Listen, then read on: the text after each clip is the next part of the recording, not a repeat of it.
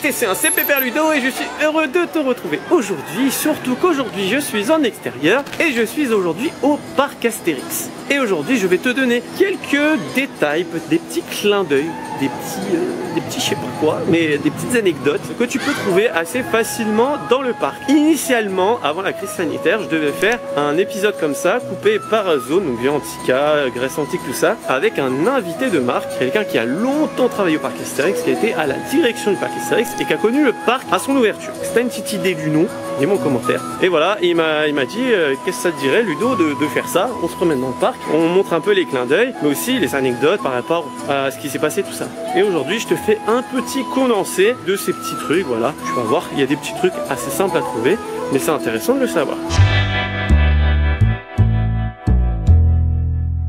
Pour commencer, on est dans la Via Antica, donc dans l'allée principale du parc. Il faut lever un peu les yeux. Là-haut, tu as les créateurs d'Astérix et Obélix, donc Uderzo et Goscinny, mais en version Astérix et Obélix. C'est quoi? C'est Uderzo, c'est Obélix, non? Et Goscinny, ouais, c'est voilà, en mosaïque. Voilà, donc il y a Brivael, regardez. Salut. Voilà, donc si t'entends parler, je parle pas tout seul. Hein. Donc voilà, donc le premier clin d'œil dès que tu arrives au parc, c'est ça.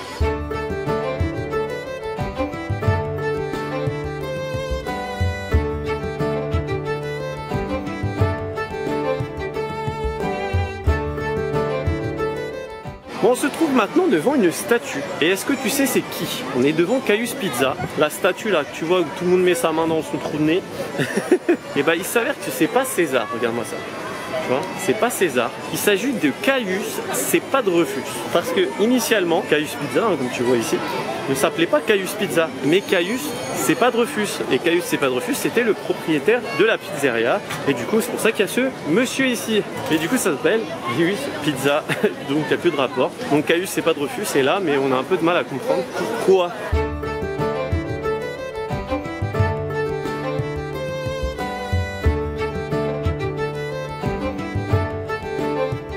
Bon, on se trouve maintenant dans la partie Moyen-Âge du parc et il y a un petit clin d'œil qui est là-haut. C'est le seul endroit, je pense, que tu peux voir Astérix et Obélix en version Moyen-Âge.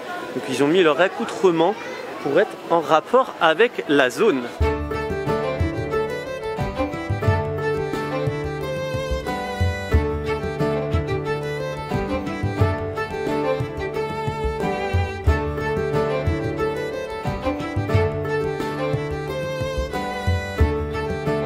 Bon, on se trouve maintenant au niveau des chevaux du roi. Donc c'est le carrousel version Moyen-Âge. Et il y a un petit truc à voir au niveau de la cabine. Là, juste là derrière, tu vois qu'il y a 2 chevaux. Bon, je te fais un zoom, hein, ça sera mieux. Mais là, il y a 2 chevaux. Mais dans la cabine, du coup, de l'autre côté, donc je vais demander à l'opératrice s'il y a moyen de filmer. Tu as une 2 chevaux, la voiture. Je suis sûr que tu ne savais pas ça. Enfin, il y en a très peu qui le savent. Bonjour madame. J'ai une petite question, faut que je filme votre fenêtre à l'intérieur. Est-ce que vous pensez qu'il y a moyen? Il y a une 2 chevaux dans votre cabine, à la fenêtre, est-ce que je peux la filmer? En vrai, tu peux voir à travers ces 2 chevaux-là, la 2 chevaux qui est à l'intérieur, mais c'est vrai que du coup, tu la vois beaucoup moins bien que si tu demandes à l'opérateur de voir la voiture.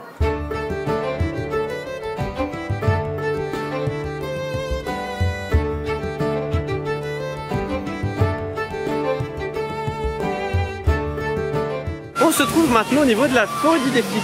Déjà, rien que le panneau, il est caché. Déjà, le jeu, il commence là. Parce que, en fait, derrière, tu as un jeu, eh ben, je te dis, où se cache Idéfix. Idéfix, c'est caché dans la forêt. On retrouve ces 4 cachettes. Voilà, donc déjà le panneau il est caché et il faut savoir du coup qu'il y a 4 Idéfix à chercher. On les a cherchés, c'est assez simple, hein, mais bon, ça c'est pour les enfants donc c'est cool. Donc déjà que moi j'aime bien la forêt d'Idéfix, tu as 5 attractions adaptées pour les enfants, le petit point de restauration, l'aire de jeu et en plus de ça, tu as un jeu pour les enfants car ils doivent chercher les Idéfix.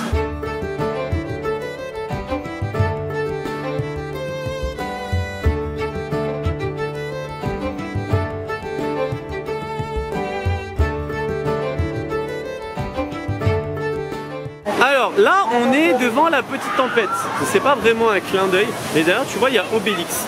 Cet Obélix, il était déjà présent avant. Mais avant, il était sur le carrousel de César, comme tu peux le voir à l'image. Et ils l'ont mis là. Voilà. Je sais pas s'il y avait quelque chose avant, du coup. En tout cas, ça décore un peu plus.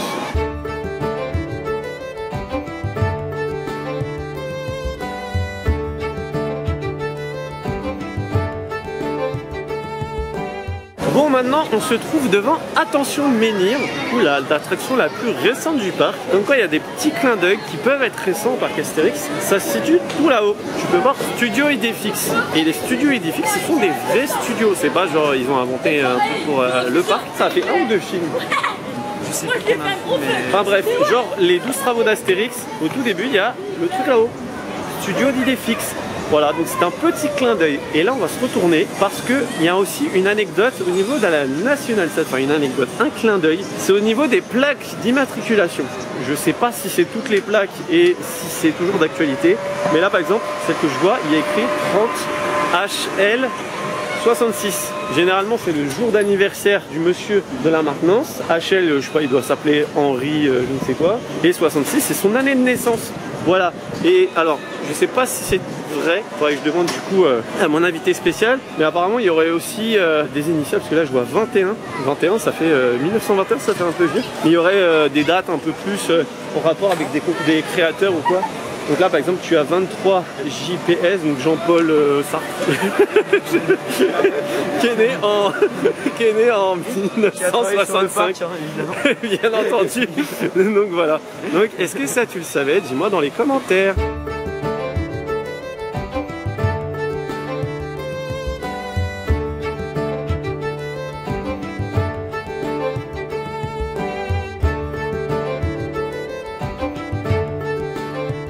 Bon, on se trouve maintenant dans la partie Paris avant Haussmann, donc le Paris un peu dans le noir là, et on se trouve devant un train.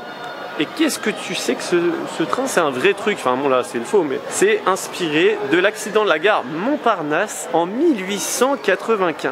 Voilà, donc s'il y a un train là-haut, c'est parce que il y a eu un vrai accident. D'ailleurs j'en profite pour te faire une petite pub de mon ancienne vidéo où je t'explique pourquoi il y a la rue de Paris, pourquoi il y a ça ici. Et bah je t'avais fait une vidéo, hein, donc je te la mets.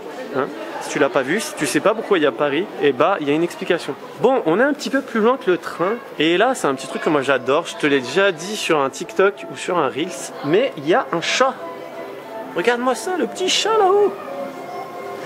Donc c'est un chat qui a l'air d'être sur un rail ou je sais pas quoi. Donc j'imagine qu'avant, le chat il devait bouger. Mais voilà, il y a un petit chat. Et là, juste derrière moi, il y a une affiche que tu peux voir ici, qui est écrit Hugon lingerie fine grand choix. Francis Hugon est le créateur de la société AAB, qui est l'atelier artistique du béton, et c'est une société qui fait beaucoup de décors. Hein. Ils en ont fait du coup pour Parc Astérix, pour ça qu'il y a ce clin d'œil, mais ils font aussi pour Disney, Europa Park, puis du foot, tout ça. Bref, j'avais commencé à faire j'ai fait une vidéo, mais je n'ai jamais pu la sortir malheureusement. Mais du coup, il y a un clin d'œil de Francis Hugon.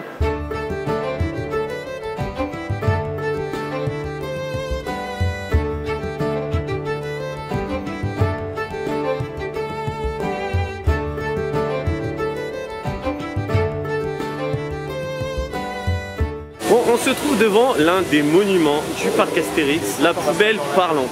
Alors, j'ai lu quelque part, malheureusement je ne retrouve plus le document, je crois que c'était sur un vieux plan. Elle s'appellerait la Muse-Gueule. La Muse-Gueule, tu vois, genre, voilà. Et la petite anecdote, et c'est un peu ça que tu vas voir dans la vidéo que je devais faire initialement avec mon invité de marque, c'est qu'il y a une anecdote sur ce genre de poubelle. En fait, le concept vient de Efteling aux Pays-Bas, et là-bas il y a plein de poubelles qui disent papier hier, tu vois, et ici ils ont fait une poubelle pareille. Donc ils ont mis cette bande audio, du coup c'est un accent néerlandais, et le parc Astérix s'est dit ouais non ça fait un peu bizarre, tu vois. Du coup ils ont refait la bande audio et ils ont fait un truc plus solennel à dire genre mettez vos papiers ici, tout ça, mais ça ne marchait pas. Du coup ils ont remis l'original, et comme tu peux voir, ça défile derrière moi, ça marche beaucoup mieux. Donc pour les gens c'est une poubelle, donc ne mets pas ta main dedans, c'est sale, hein, c'est une poubelle.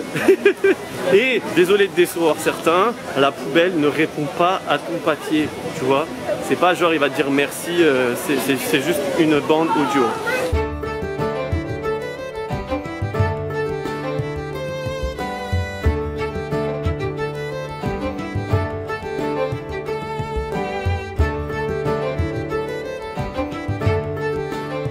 On se trouve maintenant au niveau du Menhir Express, le fameux Flume Rail du parc Astérix. Donc il y a un truc à savoir que j'ai appris dans le livre que j'ai lu, hein, tu peux voir la vidéo ici. C'est un livre qui était vendu à l'époque dans le parc dans les années 2000. Et il faut savoir que le bois de Minière Express a servi à l'édification, je crois que c'est ça qui est écrit dans le livre. En bref, ça a servi pour les Jeux Olympiques d'Albertville. Je suis obligé de faire l'accent des inconnus, c'est un truc de fou. D'ailleurs, là il y a du monde, mais on va pas le faire, c'est bête, mais voilà. Dans la file d'attente, tu as aussi quelques petits clins d'œil. Tu as des menhirs de Noël, un peu dans les hauteurs de la boutique. Et dans la file d'attente, tu as une bouteille d'Evian en forme de menhir. Et du coup, c'est la marque Bélix. Parce que du coup, c'est de l'eau Bélix, tu vois.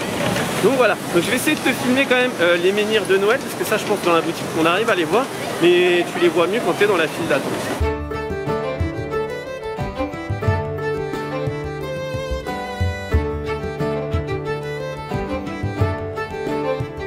Bon, on est devant le relais gaulois, et si je me trompe pas, le sanglier qu'il y a là a été fait par les artisans de la rue de Paris. À l'époque, il y avait les artisans, je t'en parle assez souvent dans les vidéos, comme quoi le parc Astérix manque un peu de vie par rapport à avant. Et avant, tu avais des artisans en rue de Paris, et ils ont fait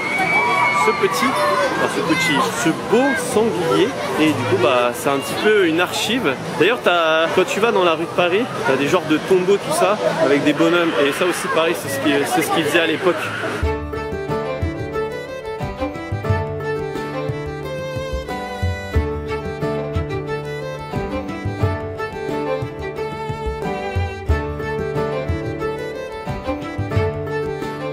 Bon, dernier clin d'œil, et ça, faut vraiment le savoir. On est au niveau des jeux d'eau douce. Bon, là, c'est désactivé. Là où la presqu'île, où il y a de l'eau. Et du coup, derrière, il y a un menhir. Il y a écrit « Ce menhir attend Obélix ». Alors, pourquoi il y a écrit ça? Il y a vraiment une explication. Donc, je pense que c'est une armoire électrique ou un truc comme ça. Hein. C'est pour ça qu'il y a une porte. De base, dans les plans du parc. Donc là, je vais te montrer mon plan que j'ai chez moi, mon plan de 89. De base, il devait y avoir un gros Obélix ici allongé. Un peu comme Gargantua à Mirapolis, et faute de budget, ils l'ont pas fait. Mais le clin d'œil, c'est d'avoir mis ce menhir à dire que ce menhir, il attend Obélix, parce qu'Obélix, il n'est pas là. Bon voilà, ce petit tour du parc à te montrer les petits clins d'œil se termine. Bon, bien entendu, il y en a plein d'autres. Hein. Genre là, par exemple, je vois, il ne faut pas parler sèchement en humide, et il faut rigoler pour empêcher le ciel de tomber. Et ça, c'est très important. Et c'est qui chante? J'avoue, j'ai oublié le nom. Faut rigoler, faut rigoler. Ah ouais, alors je sais pas si ça vient de ça, ouais. Mais c'est une chanson de... Comment il s'appelait le monsieur là qui faisait des chansons rigolotes là? Bref, dis-moi dans les commentaires. Non, c'était absolument pas prévu, mais bon voilà, c'est vrai qu'en fait il y a plein de petits détails. Mais dis-moi déjà si tu veux un numéro 2, dis-moi dans les commentaires si toi tu connais des trucs que j'ai peut-être pas dit. Et de toute façon, comme je te disais, avec mon invité spécial, c'est un peu l'idée de te montrer mais vraiment tout dans les détails. Et ça sera en numéro, bien en tika et sur chaque zone. Donc voilà, donc dis-moi dans les commentaires ce que tu as pensé de la vidéo. N'oublie pas également d'aller faire un tour sur la boutique. Il y a des nouveaux produits, donc voilà, c'est moi qui les fais. Ça permet de soutenir la chaîne. N'oublie pas également de me rejoindre sur Twitch. Donc Twitch et des lives, et on rigole plusieurs fois par semaine à parler des parcs ou pas des parcs. Si tu as aimé la vidéo, n'oublie pas de la liker, ça fait toujours plaisir et ça fait vivre la chaîne. Si tu découvres la chaîne grâce à cette vidéo, n'oublie pas de t'abonner juste en dessous, il y a un petit bouton. Ici on parle des parcs d'attractions et tout ce qui est lié au divertissement toutes les semaines. Sur ce, il me reste plus qu'à te faire des bisous et bim!